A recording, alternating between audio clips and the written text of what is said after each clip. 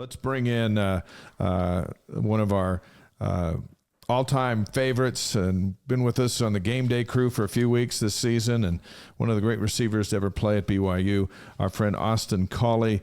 And we welcome Austin back to the Wise Guys. Hello, bro. What's up, fellas? You let that beard really go since our studio work. I'm on vacation, forgot the trimmer, forgot the razor, right? So we're going a little scrap action today. Does your wife like the rugged good look like this, or does she like you clean shaven? I think in between, right? You know that like 5 o'clock shadow. I think that's kind of what she likes. She doesn't like it too baby face, but I don't think she's a big fan of this right here. Okay. And neither am I. It gets a little itchy. Yeah, I get it. Saturday night, it's going to be somewhere around 35 degrees, clear skies. The Cougars are going to be in all black uniforms. They're trying to embrace the night where they've been better, except for last week. Their inner werewolf. Before we get into all of that, what was your experience working on game day with us? We had you for 3 great weeks and look forward to more down the road. Did you have a good time? Oh man, I had a blast. Right? I mean, when you get done playing, you try and find ways to stay around the game. Yeah. And find ways as much as you can, find avenues that are going to allow for you to kind of talk ball. Like I said before on the show a dozen times, right? I could talk ball for hours on end as long as the audience doesn't get worn out, right? And I've got the platform to do it. So being on the show with you guys are nothing but great hosts. It kind of filled that part of the canteen for me. Good. I thought you were great, and we look forward to more. I've always said, Austin, if they followed us around with a camera when we're not on the air, like the whole day, like when we're going into makeup and all the conversations we're having about the game and strategy, and we're breaking down film together and we're doing all that, then we're out there, and then people see us for a couple of hours out there. Then we watch the game together. We're taking notes. We're breaking things down. We're demoing to each other. And then we go on and do the post game. That would be a fun show in and of itself, don't you think? All the behind the scenes, that's part of the experience for us that we get to have on a Saturday. It's not just 3 hours on the air for us. It's 9 hours together, right? Well, and it's not work either, right? Like, I mean, you follow me around, or follow any of us around for a day with a camera, and odds are, we're talking ball just as if we were on the show, right? Analyzing, trying to figure out what's wrong, where are the weak points, right? I mean, we're texting about that. I can't tell you how many text threads I have that are just dedicated to, different football topics, strategies, game planning for different teams, et cetera, right? So, when you love football, right? I mean, it's kind of what you do. It's what you talk about. All right, so let's talk about it. You've had a couple of days now to soak it in. Give us your assessment of quarterback Jake Retzlaff. What do you like? What didn't you like? And what about this Saturday for the young guy? I thought Jake looked great, right? I mean, didn't you guys? I thought he was. Under the given the circumstances for which he was in, and the time of the year that he came in, with only a week's time to prepare, the one thing that I loved, and Blaine, I'm sure I can bet everything that I've got on this that you've noticed this as well, and Dave probably you as well, but.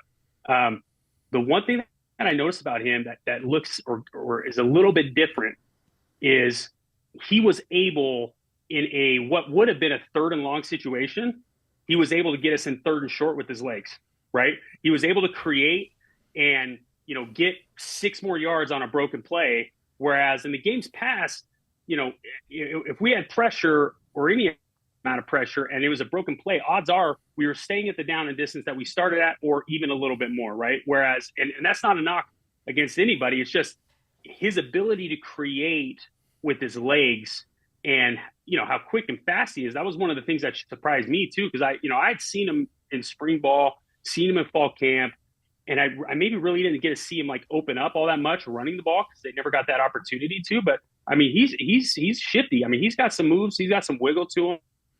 And that allowed him to kind of put us in some third and short situations that, in games past, maybe we didn't have that opportunity or didn't have that capability, right? Yeah, I love like that about him, and I think that Aaron Roderick, if he had his choice, would like to have something. He's had mobile guys in Zach and Jaron, guys that can move around. I'm going to tell you, because I know you were just getting ready to get on with this. Here's what I said, and I know that if you don't agree with this, you'll just call me on it, and we can do that with each other, right? So yep. I said, I loved how live his arm was. I loved that he seemed to get the ball out with confidence. When he made a decision, he just threw it in there. Love his mobility. Yep. Love that when he starts to scramble, he keeps his eyes downfield and finds some guys down there. I said, so that all gives me great hope for the future. I said, but it didn't change the offense because they still didn't get any yards and they still didn't score a stinking touchdown until garbage time. I said, so to me, it didn't solve the problem. It gave me great hope for the future that he can be part of the solution because I was very impressed. I really love the way he took care of the ball. But inherently, that's not what's wrong with the offense because it didn't fix it, right? So do you agree with that? Yep. Disagree with it? Like, talk to me about this. 100%, right? That you brought up something that was also a great kind of positive with the new QB, and that is, he got the ball out extremely quick, right? He's got a cannon for an arm. I think I heard on the game that he was a ex shortstop, right? Maybe played some college baseball. That could be true or false. I don't know. But he got the ball out of his hand quick, which is definitely helps, right? Especially when you have some of those quick throws that maybe we've been a little bit indecisive on the pass. But just like you said, Blaine, the one takeaway that I had was, the quarterback, and we all knew this, right? The quarterback is not the issue with this offense, right? Like, Keaton is a great college quarterback. He's very good. Now, although he may not be able to do what Retzlaff can do with his legs, right? Keaton still has got a live arm. He's incredibly talented. He's got a high IQ. But as we've seen, it's not just the quarterback that's the issue. And that's, typically who we like to point to when we're going through rough patches with the offense, either him or the offense coordinator. But I think the problem is it's got many layers and it's got many depths going on with what the offense is happening with the offense, right? I think it all starts with the offensive line, right? And assignments, right? Knowing their assignments. Sometimes it looks, like we're a little confused on who we're blocking at times, right? I think there was one clip that I had saw that, they were bringing pressure off the left side. We had, they only brought it I think a 4-man pressure. It was a late pressure from the middle linebacker. He was the fourth guy. And we had 3-on-1 backs, on the front side of the play. And then we had, I think 4-on-2 on the back side, right? And then one guy, the late blitz pressure rush came through and got in clean, right? With nobody freaking him up. And you almost wonder, okay, are we making things a little bit too complex for these guys to be able to execute? That's and a just great be able to point. play Yeah. ball, right? Because at times it kind of looks like they're lost, but it's not just the offensive line, right? Like, it's a whole variety of different underlying issues that I don't think you can solve in a week's time or during a season, right? We got new transfers coming in, right? New guys that have never been in this offense before and are still trying to get a hang of or a hold of the playbook, right? That's something that no one ever talks about when we talk about transfer portal and all the benefits. Well, you don't talk about the cons of that situation, which is now you got to teach them a playbook and expect them to play with only, 2 months time in the playbook and not having any time with their quarterbacks or with, their offensive line coach and teaching what's proper technique fits that game plan or fits that, those schemes. Right. So, I think it's an aggregate or collective type of underlining of multiple underlining issues that is, Austin, that's the issue. There's on opening day, we talked about this a little bit ago, a couple weeks ago. BYU lined up 7 starters that were first-year transfers on offense. Is that too many? I think so, man. I mean, that's like, yeah. I mean, there's something, and I've said this on I said this on the game day, the game day show many of times, right? But there's something about the camaraderie of a team and being around a team for so long that you just kind of get in the groove together, right? And then when you pull all these guys in from different parts and had been taught different things, different techniques. They haven't been part of the system, right? Receivers and quarterbacks don't have that timing down that a same quarterback would have for even being there 2 years or 3 years in the same system, right? The anticipation is gone from a quarterback going to a receiver because they haven't had enough reps with that individual. And it's just not at the quarterback receiver front, but it's from every position group, every position room. That's why the teams that typically do well. I mean, this is even down to Pop Warner. The teams that stay together and do well, they build up this camaraderie and this this comfort and getting on the same wavelength as everybody on the offense, and you start to generate this single, I don't know, like the single ideology or the single. I'm blanking on the word, but you have this collective effort, right? And you all understand what's expected of you, what the game plan is going into the off season, going into the fall camp, of what the playbook looks like. You're not spending all that time installing from day one anymore, right? Which I'm sure they had to do. You can start advancing in the playbook because you feel confident and trust that all the new players or all the players that you've had of the past understand the playbook well enough, at least the fundamental aspect of it, to start getting deeper into the playbook and adding and being more creative in the playbook, right? So again, it's not on the OC either, right? It's not on A-Rod either, right? I think it's a bunch of little things that add up to one big thing, which is what we're seeing on the field. I think what drives people nuts, and we're visiting with Austin Collie on the Wise Guys live on YouTube, Facebook, Twitch, and wiseguys.com, and we see that on our live stream tonight, and people we talk to with 36 quarters into trying to figure all this out, and we still haven't figured it out. And when on AFR tonight, we pointed out challenges that are going on that are real, and they allowed West Virginia to do a lot of things. And we played 36. All these new guys have played 36 quarters of football. Now, not all of them together, but that's a lot of football. And yet the same mistakes are still showing up. So then our viewers are like, okay, who are we going to put the finger on? It's got to be his fault or his fault. And that's where we get into the finger pointing because we're at this stage of the season, like a lot of teams, and they still haven't figured it out. Yeah. I mean, here's the other thing is,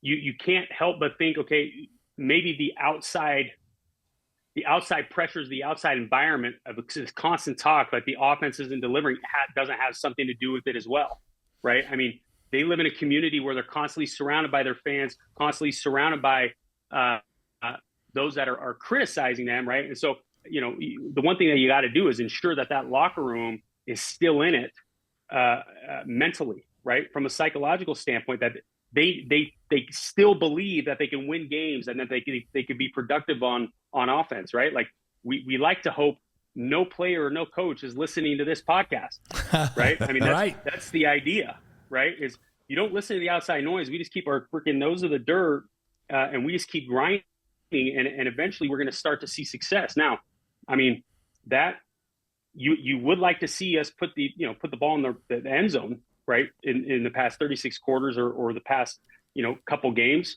not start off with a 14-point deficit. But ultimately it comes down to the mentality, because I do think that's another aspect of this is believing that it is going to get better and that you guys can go out there and be productive, right? And not let the past kind of haunt you, right?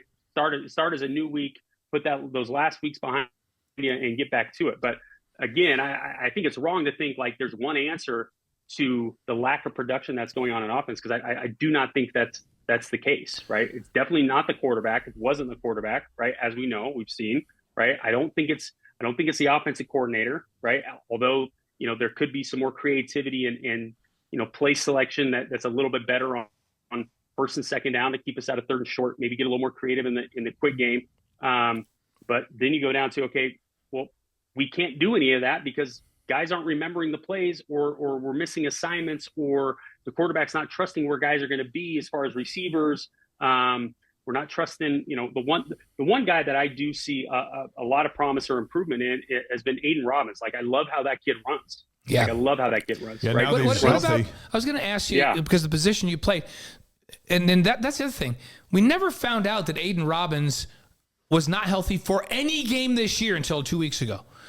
And everybody's just like, well, he got replaced by a freshman. He must be terrible. What a terrible miss. It's because all they know. And it's just funny but that's where everybody goes, right? That's where what we a go. terrible miss. And we're like, yeah, man, he's just not panning out. And then we find out 6 weeks later, we had broken ribs. Like, he couldn't play. No. And we're going, and now he's healthy. And we're going, now there's the beast we thought that they recruited. He's good, right? And BYU could have done they could do a little bit of a better job, because when a player has three carries against Southern Utah and then disappears, but yet you see him on the sideline, and it's like, well, what's going on? What's happened? He's and then you go to all those places. Yeah. And without any information, that's where you stay. Yeah, when there's an information void. But what I was going to ask you about is, because we were talking about this last week, Austin. We're like, whoa, Aiden Robbins is good, right? What about Lassiter? What's your impression been of him? He plays the position you played. And it seems like he's progressing every week. Oh, yeah, he gets better exponentially every week, right? And I think that's because of two things. One, he's getting more comfortable, and then he's getting more opportunities, right? I don't think he got as many looks as he's been getting in these past. I know he didn't play last week. Yeah, he didn't play last week, which I think hurt big time, because he was their best guy. Oh, yeah. Yeah. I mean, Darius definitely brings an aspect of speed, right? He's going to stretch the field. But then he also has that, he's got that same knack that Chase has, which is, if the ball's in the air, I'm going to go make a play, and I'm going to make something out of it, right? Mm-hmm. And that's when you're in a situation that BYU's in right now with their offense. You have to have people like that out on the field, right? You have to have people that are going to get you out of this funk single-handedly by making those types of plays. Those are the type of plays that need to be made to kind of get you out of this slump, right? I mean, you look at baseball, and you get in a hitting slump, and all of a sudden your standards kind of drop a little bit. So now, like, I don't expect to get a double. I just want to get my bat on the ball. And maybe you start changing the way you hit just to get that contact. And then once that confidence develops, then you can start rolling in back to your old swing, right? But when you're at the depths of the bottom, it's like, we just need to get something going. And it's the same thing offensively, right? We just need somebody to make those plays that, they're not routine. They're going to be great plays, but they have to be made in order for us to start getting this momentum and getting this confidence back, that we can start rolling. And Darius is exactly one of those guys, man. I mean, he did that a number of times against Texas and Texas Tech. Making those ridiculous catches, right? Yeah. And that wasn't a lucky catch. I maybe thought that Texas Tech catch was, I'm like, he got away with one right there. But then he comes back against Texas, man, and makes that one where he has two guys wrapped on him, and he high points the ball, and, he catches a phenomenal catch downfield, and would hopefully get the ball rolling. But they need more of that. They need somebody or a couple guys that are going to step up and say, no, I'm going to be the guy, man. I'm going to be the guy to get us out of this right now. Throw me the ball or give me the ball, and I'm going to make I hate to say it. Pardon my the phrasing here, but make magic happen. Yeah. Right? By the way, we have a question from Steve, who says, Austin, what do they need to change on and off the field for magic to happen? So there you go. You just said on the field they have to have a couple of guys step up and just say, I'm gonna make plays. And Chase Roberts is certainly capable of that. You like Parker Kingston's speed and what that brings, and he's healthy again.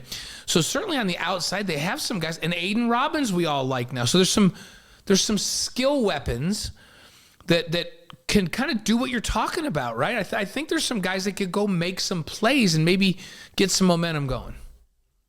Oh yeah, no, it's there. These guys just need to decide, okay, am I going to go do it? Am I going to go take it and make it happen? Or am I going to wait for it to happen? Right. If you're waiting for it to happen, it's never going to happen. Right. Max Hall, Dennis Pitta, Harvey, they would not wait around to make something to happen if we needed it. They would go make it happen.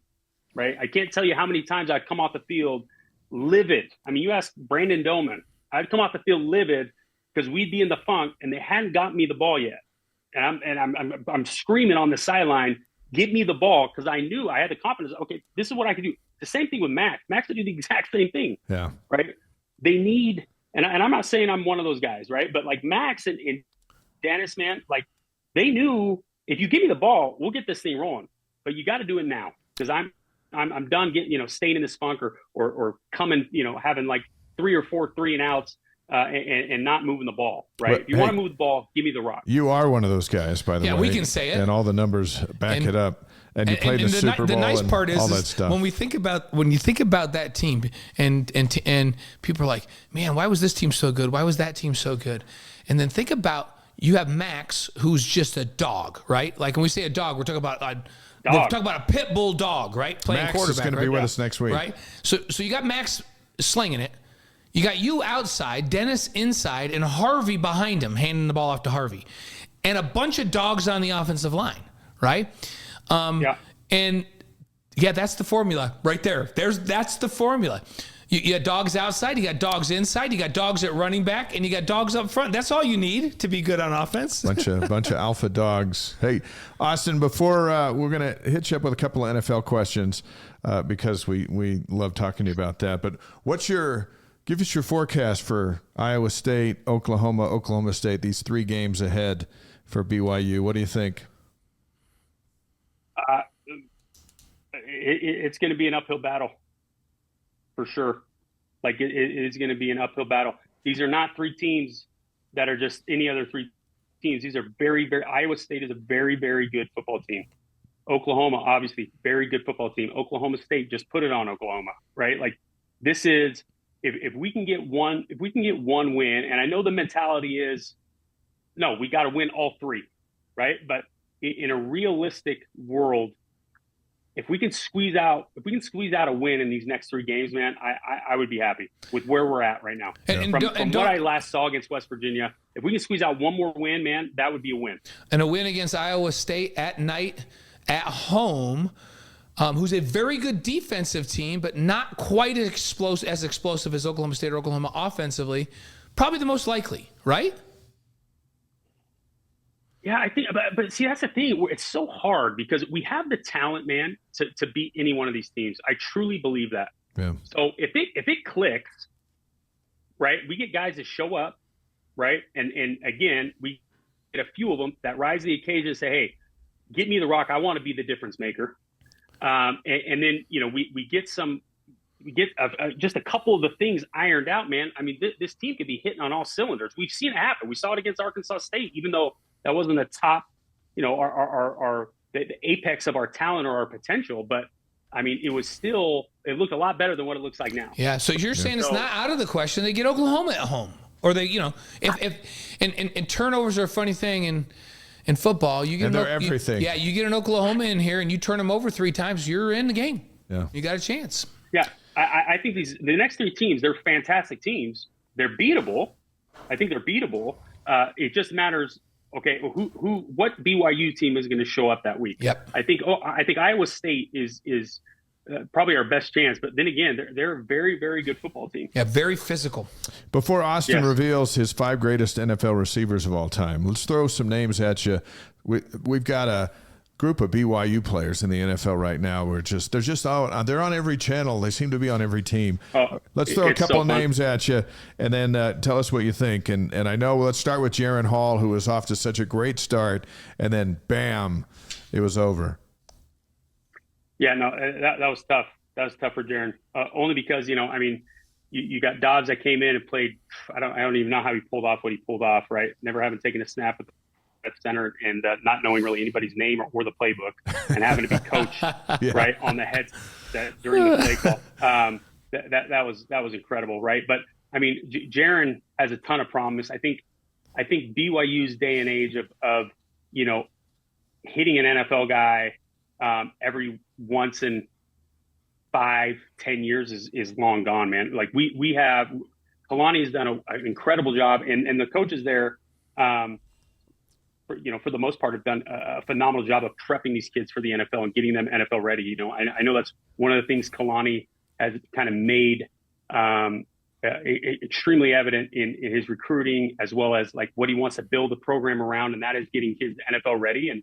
And it's truly shown with all these guys. But I don't think Jaron is going to have any problem sticking around, right? Just from some of the stuff that we've seen. How about our buddy Zach, who got sacked 7 times last night? Yeah. Again, that's another tough. He's in a tough situation, man.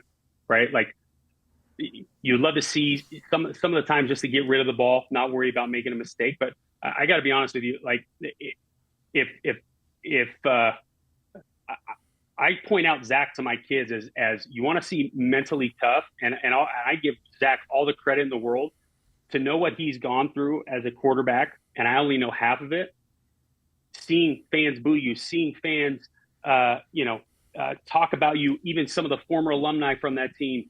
Talk about you as if you are just trash and garbage, and just, people going out of their way to say it, right? And then for him to keep the noise out and to continue pressing on and to have at least some of the success that he's had this year. I think I heard somewhere that he leads the league in fourth quarter comeback victories, right? Like that's unbelievable. Quarterback rating, I think it's 5 straight games now, including that last one, where his quarterback rating's higher than the opponent's quarterback, and he's played against some good quarterbacks.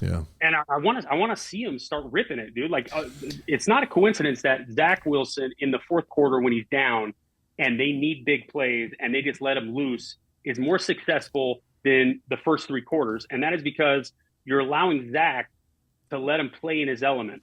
Right? You're not saying, hey, whatever you do, don't turn the ball over. We don't care how many 3-and-outs you have. Just don't turn the ball over and let our defense go win this game. That's not how Zach plays. That's not the mindset, at least, from what I've seen. Yeah. How he flourishes as a quarterback. He flourishes as a quarterback as, hey, go make some plays downfield, man. Like, whatever you do, don't worry about. If I was a quarterback, or if I was the coach, if I was Salas, I'd pull him aside and say, listen, cut it loose. Offense coordinator, let him cut it loose. We don't care about turnovers right now. Just let him cut it loose. We got our future built in A-Rod if he's healthy or whatever. But like, let's get this kid comfortable and acclimated. And he's the most comfortable when he's just kind of playing, those different arm angles, and he's slinging the thing. I think, Austin, I think you hit it right on the head. Like, think about, because I think what you said is exactly what he's been told.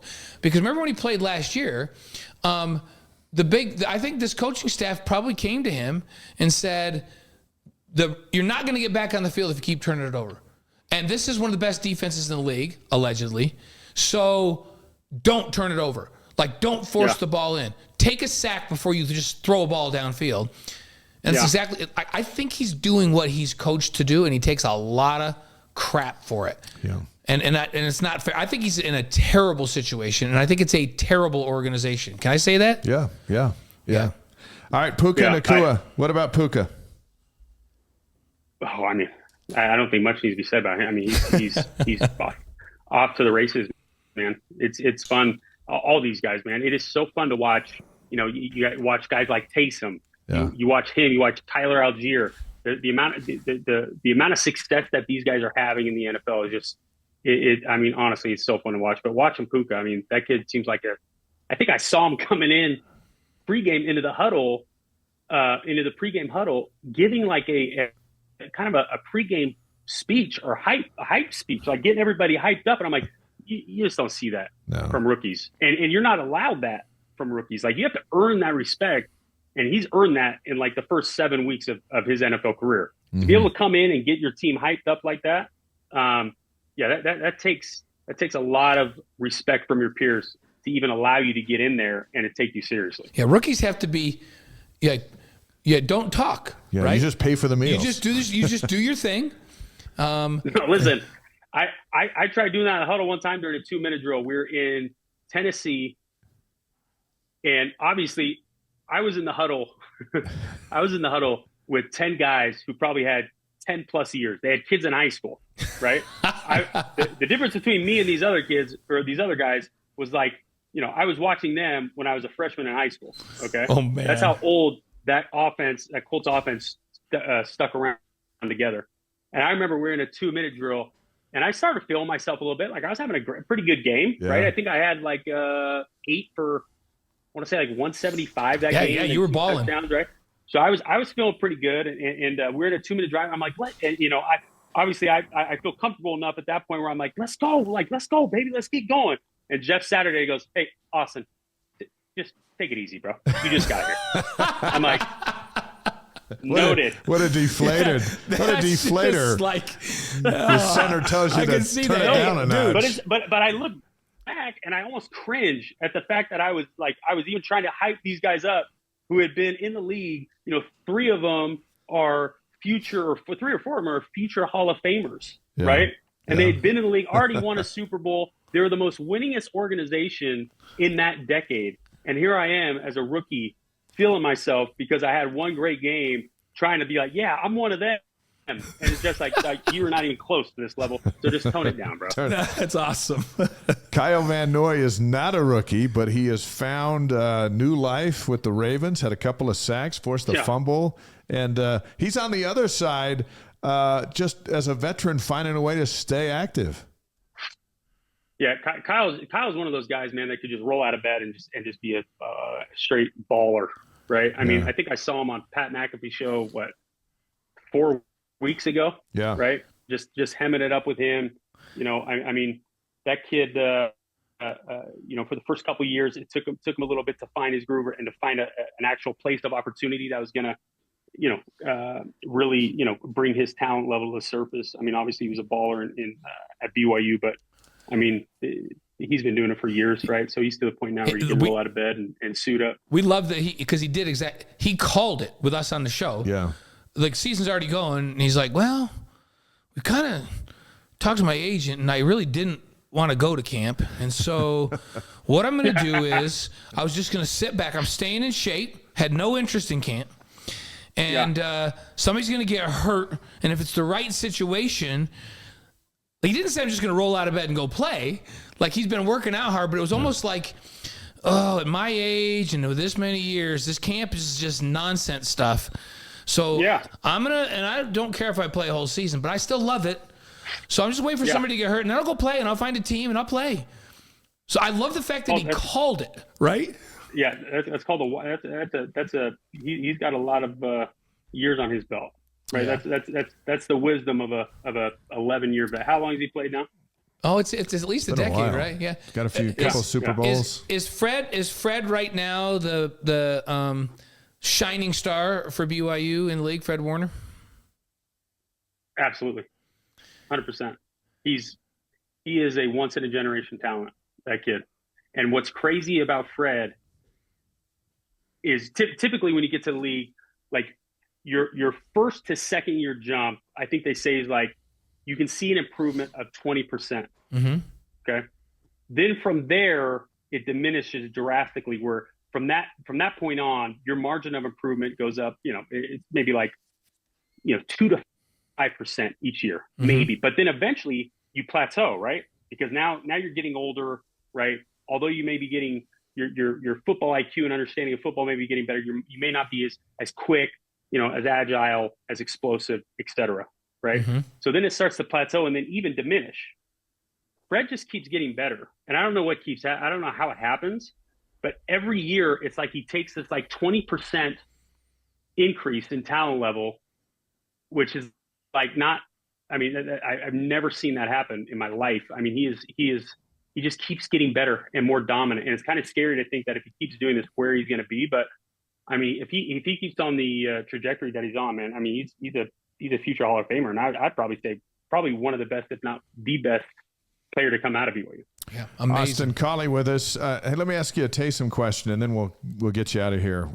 We've kept you longer than we asked, so thank you for hanging out with us on the Wise Guys. If Taysom continues to do what he's doing for a few more years, and we talked about this a couple of weeks ago, is he an NFL Hall of Famer because of his uniqueness and how he's impacted the game and changed the game in many ways, both as a receiver, a quarterback, and a running back, all tied into the same guy, Frank Gifford, only on steroids some bunch of years further down the road? Is there a spot for a Taysom Hill in the Hall of Fame? I mean, I think so, right? Like, Taysom, I was just texting Dave the other day, and I told him, I'm like, your brother-in-law is ridiculous. Yeah. Right. The stuff that he can do, and the fact that he's doing it at that level, he is easily one of the best football players, all around football players I've ever seen, and I think the NFL has ever seen. Right. I mean, his ability to do everything so well is crazy. I mean,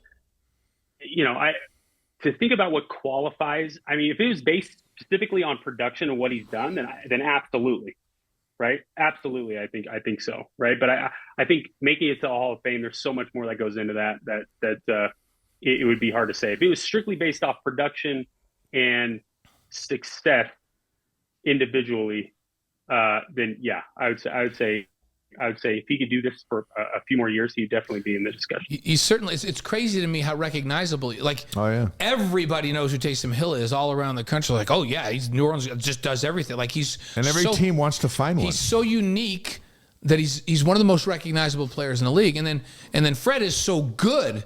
Yeah. He's one of the most recognizable players in the league. And now Puka is so surprising as a rookie. Like when I'm back at New York and meetings, like, what about your boy Puka? Yeah. And so when I'm with people that don't even follow those teams, and then don't forget Jamal leads the whole league in touchdowns last season. Yeah, and so there's been BYU's guys in the NFL. Tyler Algier is a 1,000-yard rusher as a rookie. In terms of numbers, it's certainly not up there with some of the teams in the Big 12. The number of guys in the league, but BYU's guys in the league are amazingly productive impact and players. Very visible impact players, which is really good for BYU in recruiting. How much impact does that have on recruiting, Austin? Oh, I think it's huge, right? Like I think I'm not exaggerating when I say I think Kalani has a lot to do with that, right? He said from the get-go, right? And we really didn't have that when I was playing, right? Like it was, the NFL was kind of an afterthought, and I wanted to go to the league so bad. I mean, that's why I was playing college football. That was just another stepping stone to get to where I wanted to be at. And Kalani came in and said, no, listen, I'm preparing these kids for the NFL. That is why they come here, is because they want to be NFL players, and we feel like we can do the best job of preparing them to get to the NFL. And I think that mindset is definitely, I think that's helped kind of direct them in their recruiting as to what guys to look for, right? And then also once they get here, how to prepare them and be like I said, the most prepared for that level of play. If you get what I'm saying. I was interviewing Jake Retzlaff, and I asked him about what it was that brought him to BYU. Was it the great quarterback history? And he said it was, but it wasn't the history that's our history. It was, I just watched Jaron Hall and Zach Wilson get drafted in the NFL. It wasn't Detmer, it wasn't Young, it wasn't McMahon. It was these guys. And when we think of BYU's quarterback history, we go right back to even Max and all those guys. But these new guys are here because of the guys that are currently in the league. Yeah, no, absolutely. I think the more and more we get exposure in the NFL, I mean, because ultimately that's 80% of the reason why guys, they play football or they play college football, right? Especially nowadays more than ever, right? They're looking for the best opportunity, not only to win ball games, but what is going to be the best fit, especially some of these transfers and the people in the transfer portal. The reason why you're getting people entering the transfer portal so much is because they're not happy with the situation that they're in, because it is going to inhibit them from achieving their dream, which is to play in the NFL, right? Yeah. No other reason. And so, I think the fact that we've got more guys going to the NFL and that are recognizable, becoming household names, is only going to be that much more attractive, especially now that we go to the Big 12. There's more eyes on us, more exposure. It's only going to benefit recruiting, the more guys we have in the NFL. We're ready for your list. This is Austin Collie's 5 greatest NFL receivers. Are you doing it from 5th to 1st, so you save the best for last, or are you just going to start 1 through 5? How do you want to do this? Let's do it. Save the best for last. Yeah, let's start with 5. And save the best for last? Yeah. Okay. Now, I got to give a little bit of context about my top 5, okay? I'm sure there are more dominant receivers, than these top 5. Some of them, no. Some of them are just clearly, in my opinion, top 5. But I am a fan of a true all around wide receiver. Okay. Guys that can run routes, guys that are extremely exceptional at their craft, like of what a wide receiver is. That's running routes. That's catching the football. What hands they have, right? Their ability to get off the line, blocking, right? Which not a lot of receivers will do. Okay. Right? So just to kind of set the precedent. All right. Number 5. Number 5. I'm going to say Jerry Rice. Ooh, Jerry number 5. Rice. Wow, I can't wait to hear 4 through 1 now. Okay. Well, don't get your hopes up. Okay, so number 5, Jerry Rice. Okay. All right. I'm going number 4. We're going to go Larry Fitzgerald. Yeah. I like Larry Fitzgerald. Yeah. And he's a great all-around guy like you were talking about, can do it all. Okay. Number 3. Okay. Now I don't know how these guys are in the blocking game, but they're too good to ignore. Okay. And I've got two for number 3. What a tie okay? for number 3. Tie. Okay. Okay. It's either Justin Jefferson or it's Jamar Chase. Okay. Their route running is route running hands. They're off the charts. Yep. Okay. Yep. Number 2 is Calvin Johnson. Oh yeah. Okay. And the number one. You want to give me a drum roll, Blaine? Yeah. Here we go. Give me a drum roll, Blaine? It sounds like number 1. It sounds like Christmas Vacation right there. Yeah, I did. Before they turn that up. All right. Who's Reggie Wayne. Reggie Wayne. Wow. How much fun was it to be around Reggie Wayne? Well, being around Reggie Wayne and then being in the league, I got to see how good Reggie Wayne really was. He was all around from a wide receiver. If I could create if I could do a create a player on Madden or explain to my kids, hey, who is a wide receiver? What is a wide receiver's job? I would pull up Reggie Wayne tape. The guy is. There's nobody I saw that ran better routes than him. Not even close. Okay. Hands. Nobody had better hands than him. His hands were unbelievable. He would make everything look so effortless and easy. And last but not least, the guy would block his butt off. Yeah. He was not a prima donna. He prided himself on that, on coming in, blocking backers, blocking safeties. And the fact that he played so long, being able to do that is crazy. So we're like I'm thinking of a couple guys. Like I want to know if they're even in your top 10. Like Randy Moss. Okay, so Randy Moss, extremely dominant, phenomenal. Not one of the best route runners I've seen. There you go. He just went out and just. I don't think he liked to block either, but he loved going deep. Reggie was unbelievable. Randy was. I mean, obviously he's a Hall of Famer. He's in many. He's one of the best to do it. Obviously, but my criteria for what my top 5 is like route running. There's an extreme weight of the ranking on route running. And I think Austin, because he's not old enough, but I think if he was older, like I think if he was his dad Scott's age, he would love Steve Largent. Yeah. I think he would. Yeah, I've watched Steve. I've watched him. I think he would love Steve. Yeah. Cooper Kupp is another guy. Cooper's an emerging guy, a young guy that kind of fits your criteria. Hey, we're not dissing your top 5. We're just I'm just some thinking flavor. your criteria is an interesting criteria, and that's like Cooper Kupp seems like he fits in this if he can continue to play the way he's played. Now he's coming back from his injury. Cooper Kupp's definitely he's definitely I would say in that conversation. I mean, here's the fact of the matter. The fact of the matter is like I look at these kids nowadays and I say to myself, I would not have a shot in hell to play as well as I did in this generation at the talent that I had, right? But like they're so good.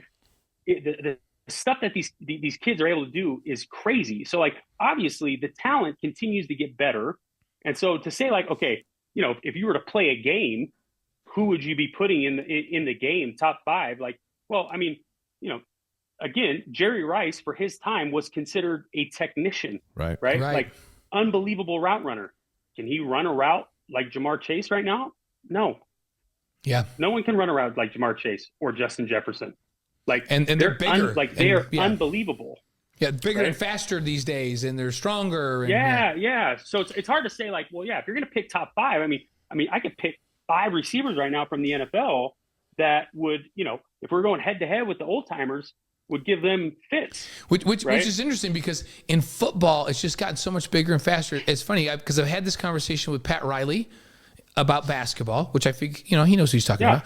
And I've also had it with Danny Ainge, and they both agreed that there's a couple of old school guys that could play right now and be dominant in the NBA. Like Michael Jordan could still be the most dominant player in the NBA. No question. But that's not true in the NFL. They're all bigger, faster, better. The game's changed more dramatically, I think, in football than in basketball. Remember, Roger Staubach was a mobile quarterback, and now you look at Mahomes. Right. You look at Mahomes and offenses are different in the way they're doing. Yeah, it's just the game has really evolved. I feel like the game of football has evolved. The athletes have changed more than the game of basketball over that same period of time. DJ, will you put up? DJ, will you put up the black uniforms? We're going to get Austin's take on this as we cut him loose for the rest of the night. Not to cut you off, go ahead and finish, but I want this graphic to come up and ask you what you think of this for Saturday night. So go ahead. Look at that. Yeah. What do you think of these? Would this amp you up if you were wearing the black unis? Yeah. We were rocking strictly navy and white and alternating pants and tops. That was it. Weren't you part of the crew that went in and said to Bronco, "Hey, can we want to wear a different kind of uni?" He said no. Right? Yeah. Well, now everybody said no. Right? Listen. No one cares more about the look good, feel good, play good, right? Than If I didn't look the part, dress the part right, I wasn't going to have a good game, right? And I saw that was around the time everyone started coming out with these alternate uniforms. I'm like, we need to get in on this same little idea, right? This would be awesome to go back to the Royal. And then sure enough, when I left, the very next year in 2009 is the first time they pulled out the Royal against Utah, right? Yeah. Of course. Yeah. But you and Matt, who went in and Bronco was just like, no, not happening. I mean, it was every other. We were bugging Bronco. We were bugging Mick, who was the equipment manager at that time. And shout out to, and this guy doesn't probably get enough props. No equipment manager ever gets enough props. But shout out to Josh Lewis, right? The new equipment manager there at BYU. He has done, they're getting a new jersey and a new combination every week. It's awesome. It's like the Oregon Ducks. Every single one is hitting solid, right? Every single one is like when they went all navy with the white face mask. Sweet. I love that too. Yeah. We had that black helmet on AFR today. Yeah. It's got some Royal sparkles to it, but it's Nixon put it on. And he wanted to hit somebody. He kept looking at me. I'm like, don't even think about it, dude. Because I'll have to drop him even with that helmet on. The great Austin Collie is with us. Hey, thanks for your time tonight. Thanks for giving it to us and fascinating as always. And we look forward to having you back on. We love talking ball with you always, man. No, always. I appreciate you guys. Thanks for having me on. Thanks, Austin Collie and Reggie Wayne, his favorite number one receiver of all time. I think it's a great pick. Yep. Good stuff. Thanks, Austin. Thanks, Austin. All right. Talk to you.